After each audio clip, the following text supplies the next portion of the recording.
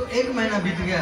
तो कुंती माता के अंदर में ये सोच रहा जो मैंने मना किया इसलिए श्री कृष्ण रुक गए, और द्रौपदी के अंदर में ये सोच रहा कि मेरे कृष्ण मुझे अति प्रिय है इसीलिए कृष्ण रुक गए हैं, और सुभद्रा के अंदर भी ये सोच रहा कि मेरे भैया मुझे समझाने के लिए रुके हैं। क्यों? मेरे पुत्र अभिमन्यु का मृत्यु हुआ है और मेरे भैया मुझे समझाने के लिए रुके हैं।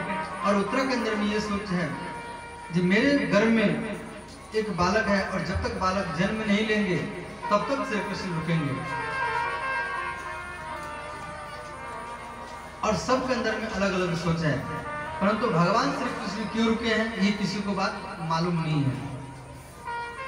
और युधिष्ठिर महाराज राजा बन चुके हैं।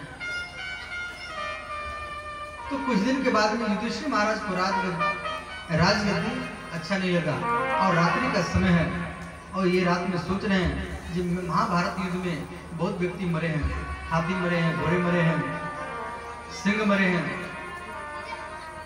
और कई व्यक्तियों का मृत्यु हुआ है, और मेरे हाथ से ये घोर पाप हुआ है। और किसी का पति मरा है, किसी के बच्चे मरे हैं, और किसी का बच्चे अनाथ हो गए, और किसी की पत्नी विधवा हो गई है, और ये मेरे कारण हुआ है। और ये बात को सोच करके रात भर युधिष्ठिर महाराज को नींद नहीं हुआ। और भगवान श्री कृष्ण रात भरी उगी रोते हैं। तो जिस कक्ष में भगवान श्री कृष्ण सोए हुए हैं, रात्रि का समय है, उसी कक्ष में युधिष्ठिर महाराज आ गया। और युधिष्ठिर महाराज देख रहे हैं कि भगवान श्री कृष्ण रात्र 12 बज रहा है और रो रहे हैं। तो युधिष्ठिर महाराज बोले कि सब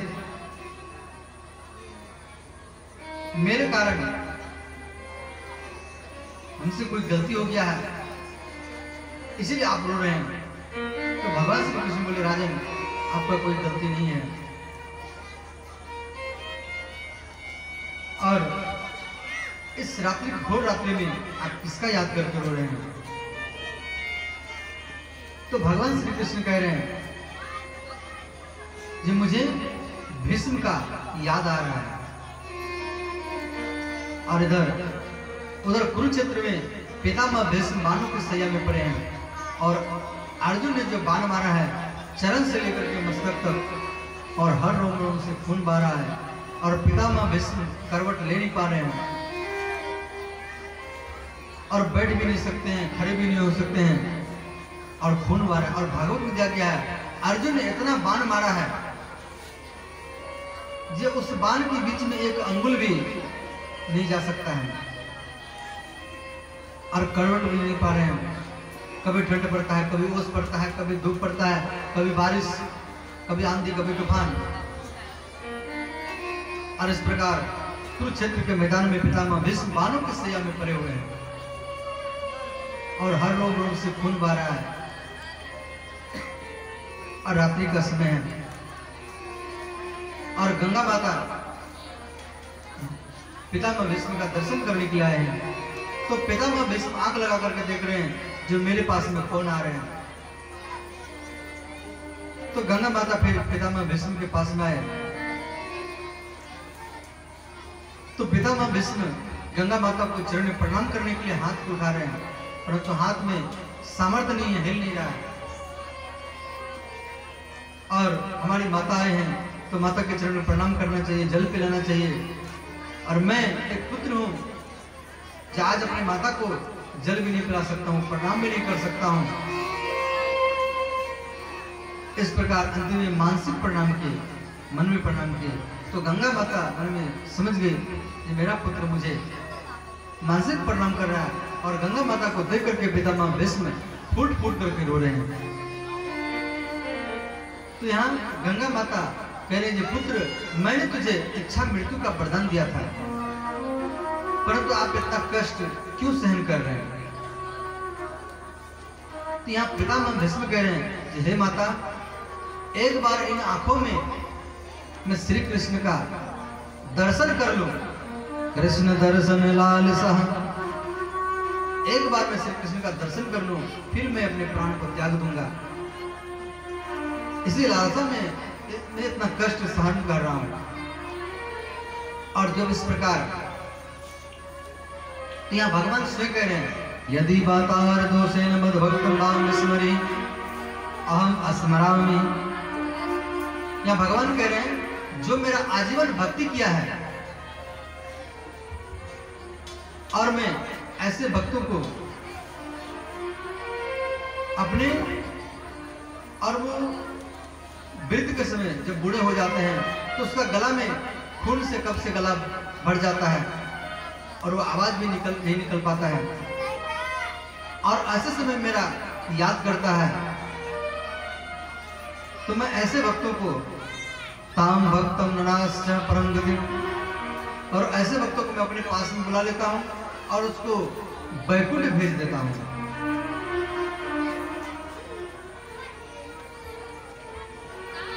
तो भगवान श्री कृष्ण इस प्रकार नित्य प्रति याद करते हैं। और जब श्री कृष्ण के मुख से युधिष्ठिर महाराज सुने, जो मेरे पितामह अभी भी जीवित हैं और कुरुक्षेत्र के मैदान में पड़े हुए हैं बानों की सैया में, तो युधिष्ठिर महाराज महल को छोड़ करके